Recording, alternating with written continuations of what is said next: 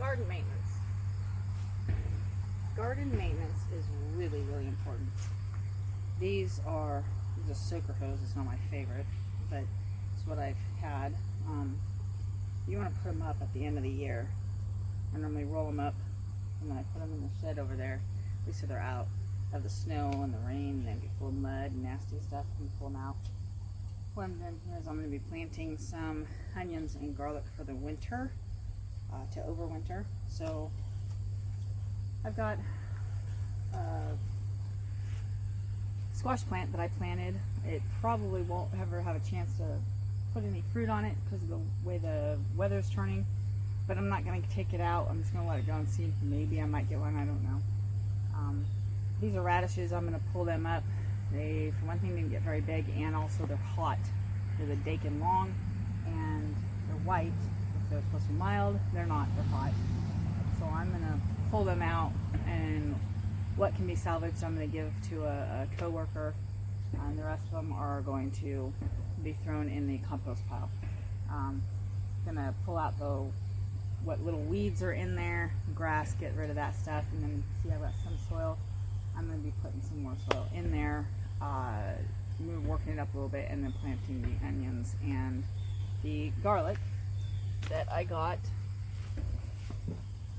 from gurneys.com. It comes in a nice little box that has holes in it. These are the onions. They are yellow onion sets, 80 of them. And this is garlic hardneck purple glacier. So I'll be breaking this up, getting out each individual clove, planting each individual clove, and then of course the onions, planting them one at a time into that bed.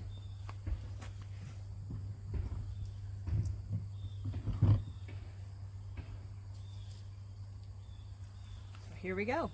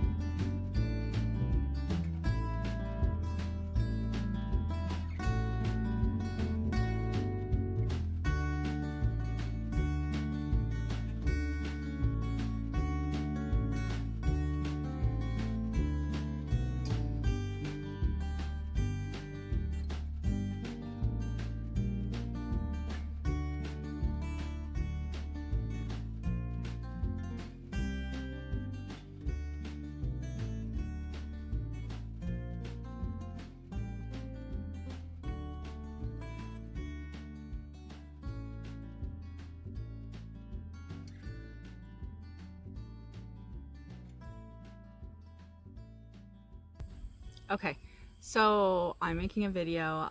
It's a time lapse. If you're like me, you like time lapse. It's fun. Sometimes people walk really fast, move really fast, but also there's not a lot of talking and it's quick. So I've been leaning more towards those. But I want to break it up real quick. First to say, welcome to Home Sweet Gardens. If you like the video, give me a thumbs up. Like my channel. I haven't put a whole lot of things on this year. It's mostly garden related, but if there's any other topics or subjects you'd like, tell me in the comments, give me a suggestion. I'm willing to do other ones as well, or if there's something about gardening that you're wanting to know about, I'll either do a video or I'll find a link to a video that will give you the information and hopefully help you on your journey. I am in Northwest Missouri, growing zone 6A. It is, don't even know, this year has been crazy. It is October, I do believe the, what, 10th, 9th, 10th, it's Saturday. And we're just getting into fall, so a lot of things have died back, a lot of things are changing. I'm going to be planting for the first time, doing garlic and onions over the winter. I have planted onions before, and I've done garlic as well, but never done it over winter, so I thought I would give it a try. The bed I'm using is my top bed. It has the best soil in it. It's the one that has the softest and smallest, finest soil, which is good for things like onions and garlic. Plus it's the one that's empty at the moment as well. Excuse me. So I was breaking up the clove of garlic, and then I got to thinking that might be something that a new gardener may not have known to do. And so I stopped real quick, and I wanted to come and show you how to do that. So here, and since I've already broken some of it off, but this is a clove of garlic, okay? And what it looks like, I've already broken the back half off, but that right there is a clove of garlic, okay? Let's see if I can get it to zoom. There we go. All right, so when you get this garlic, you're gonna want it's a lot like an onion, okay? It has layers in it, and it peels just like an onion would. It has the root ball, just like an onion does. You see in all those little like papery things. So it's all gonna be together compact. You're gonna take that and you're gonna peel off all those, start from the top and slowly be peeling off all those little papery peels. And then what I did is I just took my fingernail and kind of just went in between the grooves and just kind of did this. And all that did was just kind of, see how it just broke up the little paper cover that's on it? And then you just break those pieces off so you have individual cloves of garlic. So if you're cooking and you're wanting a clove of garlic, you would break it off to get a clove. And then see, like there's 3 right here. You just go 1. These 2 are really stuck together. I gotta kind of stick my finger in there a little bit and pry them apart. 2 and 3. So when you get it all broken down, bring it, oops. There we go. Okay. When you get it all broken down, I'll break off another one, and so there's 2 there. And then 1. There's the little stem. That's where the plant would have grown up through the ground and out. There where the greens would have gone. Now the root ball is now gone. You don't need that. These roots are dead anyway. Because each individual garlic clove, oh boy, here we go. Trying to get it to focus. Come on. That'll help. Each individual garlic clove has an ending there. That is where the roots will come from in the ground. And if you look, and I can't get it close enough for you to see, but it's like a little fibrous on the bottom. Okay, so when you're planting your garlic, you're going to want to plant it like this. Okay, so you're going to put it with that piece that broke off the bottom clove, off the bottom root ball.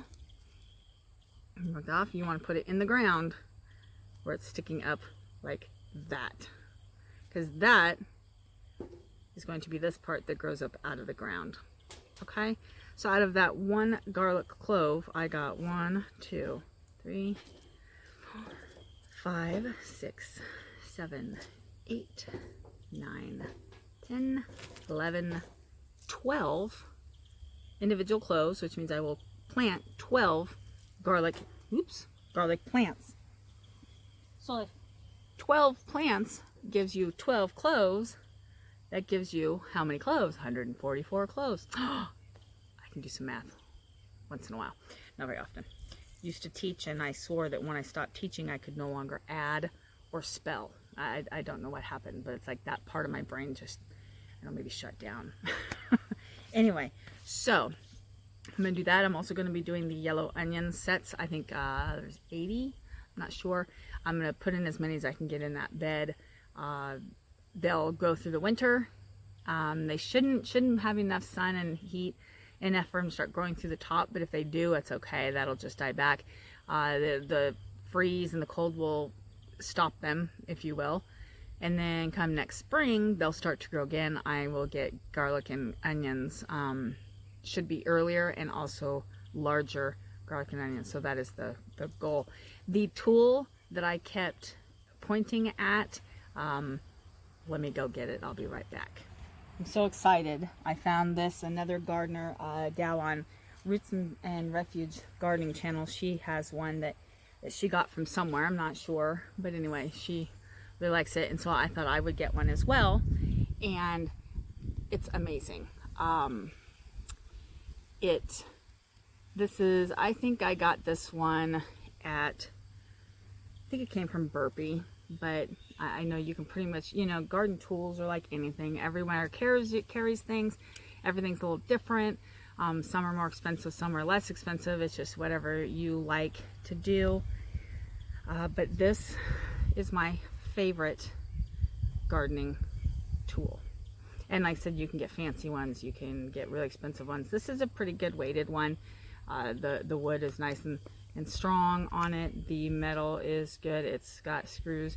It was made in China, so it's obviously not the top quality, but I had never used one before, so I didn't want to spend, a fortune on something that I'd never use again.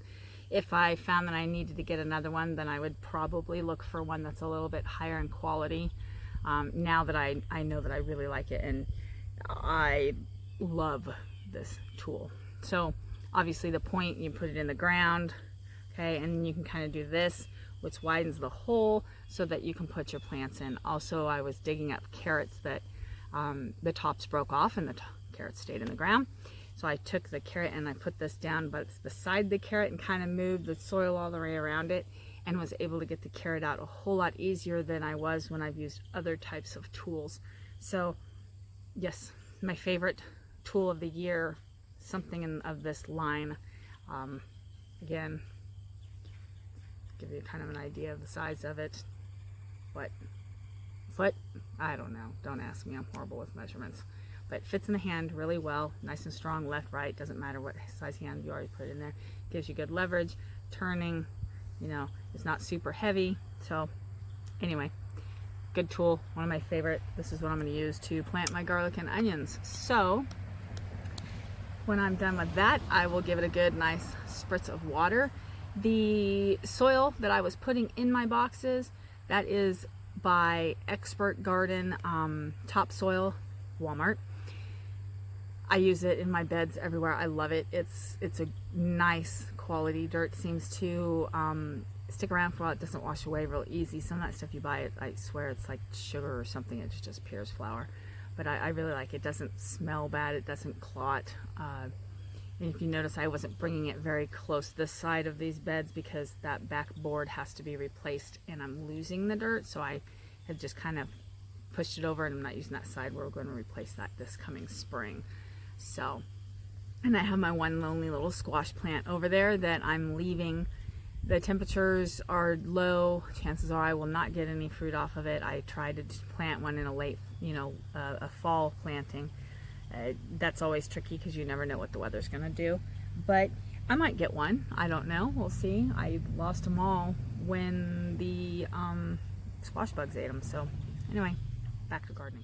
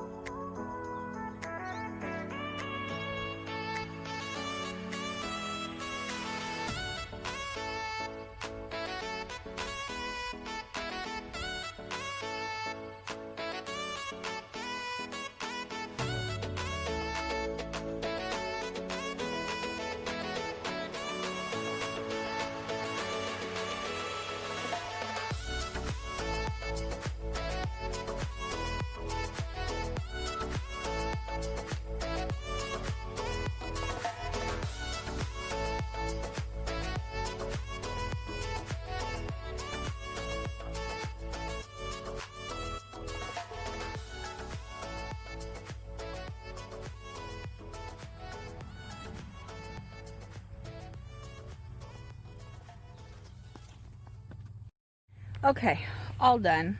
It's very warm. I probably have mud or dirt all over my face. I know I have it all over my hands, and I absolutely cannot stand dirt. Yes, I know. Why are you working in a garden? Well, that's why I have raised beds, is because then I don't have to have dirt in my hands. Okay. Look at my hair. Wow. I was going to water after I got done planting, but after I got to digging in the dirt, I found that it's really quite moist still in there, so it doesn't need it. I'm going to take the little amount of goodies that I found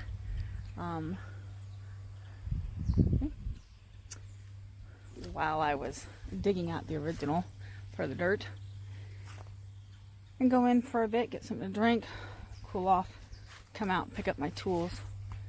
But other than that, that's done. It's finished, been neat, looks fantastic. Next spring, I will have me some homegrown garlic and onions. Until next time, happy gardening.